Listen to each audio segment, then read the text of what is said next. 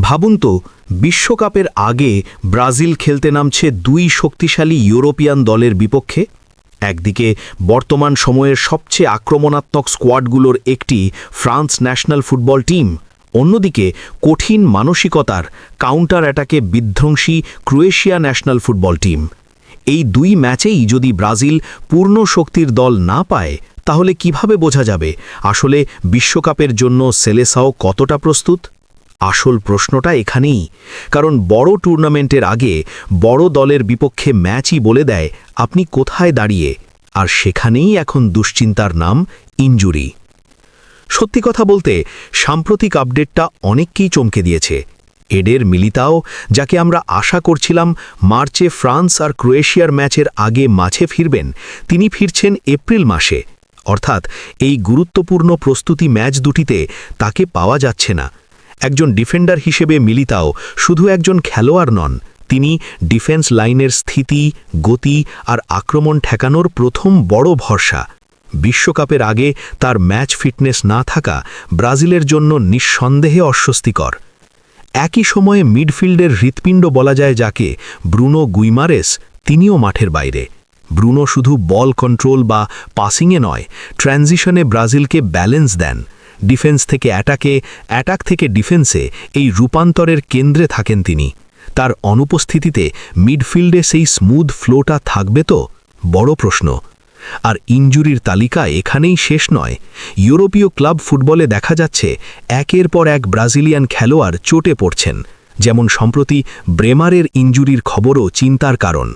Injury ফুটবলের অংশ, এটা স্বাভাবিক, কিন্তু যখন একই সময়ে একাধিক গুরুত্বপূর্ণ ব্রাজিলিয়ান তারকা ছিটকে যান, তখন সেটা আর সাধারণ সমস্যা থাকে না, সেটা হয়ে যায় কাঠামোগত দুশ্চিন্তা। তার ওপর আছে নেইমারের দীর্ঘ ইনজুরি ইতিহাস। নেইমারের কেরিয়ার প্রতিভায় ভরা, কিন্তু চোট তাকে বারবার থামিয়েছে। এই মুহূর্তে যদি তিনি পুরোপুরি ফিট না থাকেন, তাহলে ব্রাজিলের আক্রমণ ভাগের ধার অনেকটাই কমে যাবে। এখন একটু প্রতিপক্ষের দিকে তাকাই। ফ্রান্স দলে আছে বিস্ফোরক গতি আর ফিনিশিং, কিলিয়ান এমবাপ্পের মতো বিশ্বমানের ফরওয়ার্ড, ওসমান ডেম্বেলের ড্রিবলিং ও গতি, এরা যে কোনো ডিফেন্সকে ছিন্ন বিচ্ছিন্ন করতে পারে। এমন এক দলের বিপক্ষে যদি ব্রাজিল ডিফেন্স লাইনে মিলিতাওকে না পায়, মিডফিল্ডে ব্রুনোকে না পায়, তাহলে স্বাভাবিকভাবেই চাপ বাড়বে। অনেকে ভেবেছিলেন কোচ অ্যাঞ্চেলট্টি হয়তো মিলিতাওকে রাইট ব্যাকে ব্যবহার করবেন। সেন্টারে থাকতে পারতেন গ্যাব্রিয়েল ম্যাগালাহেস ও মার্কিনহোস। লেফট ব্যাকে বিকল্প হিসেবে থাকতে পারতেন অ্যালেক্স্যান্ড্রো। মিডফিল্ডে কাসেমিরো ও ব্রুনোর জুটি হলে একটা ভারসাম্য তৈরি হতো। কিন্তু বাস্তবতা ভিন্ন। ইনজুরি এই সম্ভাব্য কম্বিনেশনটাই ভেঙে দিয়েছে। ফ্রান্সের ম্যাচে হয়তো রাইট ব্যাকে বিকল্প সমাধান পাওয়া যাবে, কিন্তু ব্রুনো গুইমারেসের বিকল্প, সেই মানের box to box tempo controller খুঁজে পাওয়া প্রায় অসম্ভব। ফলে মিডফিল্ডে স্ট্রাগল করার আশঙ্কা থেকেই যাচ্ছে। অন্যদিকে ক্রোয়েশিয়া, যারা 2022 বিশ্বকাপে ব্রাজিলকে চরম ভোগান্তিতে ফেলেছিল, সেই দলটির মূল শক্তি মিডফিল্ড। লুকা মডরিচ এখনও অভিজ্ঞতা ও ভিশনে অসাধারণ।